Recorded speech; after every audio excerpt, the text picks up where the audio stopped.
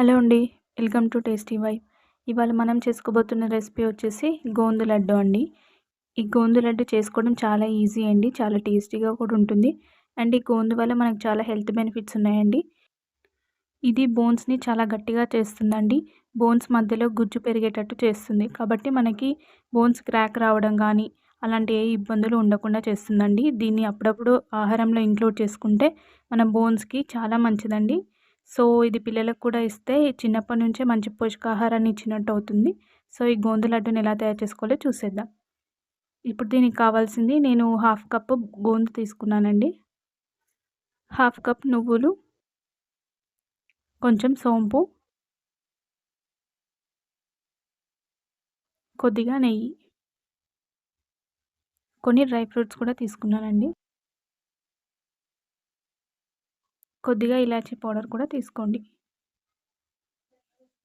And ఒక cup బెల్లం. ఇప్పుడు ఈ నువ్వులని కొద్దిగా వేయించి పెట్టుకోండి.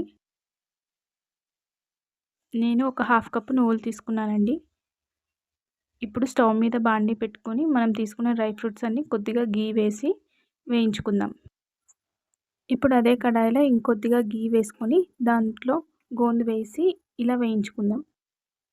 గోందు ఇలా వేయిస్తున్నప్పుడు కొద్దిసేపటికి ఇలా బాగా పాప్ అవుతుందండి.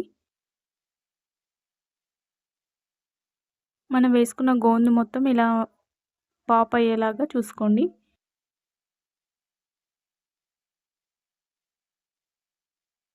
ఇది మాడిపోకుండా బాగా వేయించుకోవాలండి. చూడండి, కొద్దిసేపటికి మనకు గోందు మొత్తం బాగా వేగిపోయింది. ఇప్పుడు దీన్ని తీసుకొని పక్కన పెట్టుకోండి. ఇంకొద్దిగా గీ యాడ్ చేసుకొని 2 కప్పులు గోధుమ పిండి తీసుకోండి. దీన్ని గీలో మంచి స్మెల్ వచ్చే వరకు బాగా వేయించుకోవాలండి. దీన్ని మెల్లిగా కలుపుతూ మాడిపోకుండా వేయించుకోండి. ఇలా వేయిస్తూ ఉంటే గోధుమ పిండి కలర్ అండ్ స్మెల్ కూడా చాలా బాగా వస్తుందండి. ఇప్పుడు వేయించుకున్న గోందుని మిక్సీలోకి యాడ్ చేసుకుందాం. అలాగే కొద్దిగా నువ్వులు కూడా. దీంట్లోకి కొద్దిగా కోకోనట్ పౌడర్ కూడా తీసుకున్నానండి.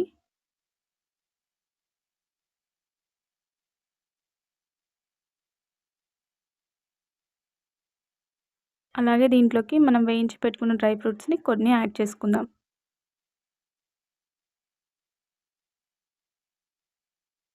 దీంట్లోకి కొద్దిగా సోంపు కూడా యాడ్ చేస్తున్నాను.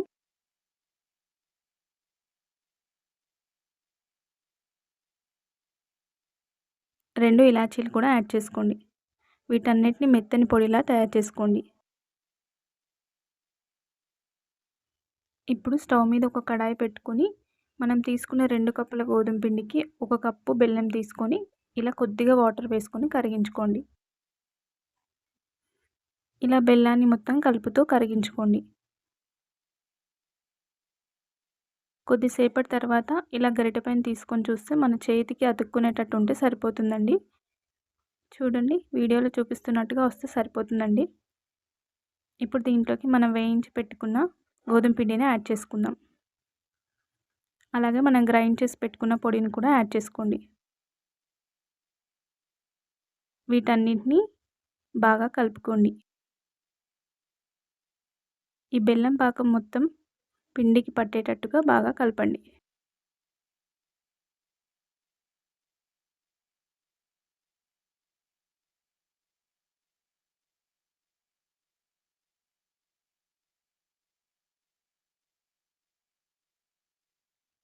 చూడండి, మనకి పిండి మొత్తం బెల్లం నీళ్ళు అబ్జర్వ్ చేసుకొని ఇలా పిండి తయారవుతుందండి.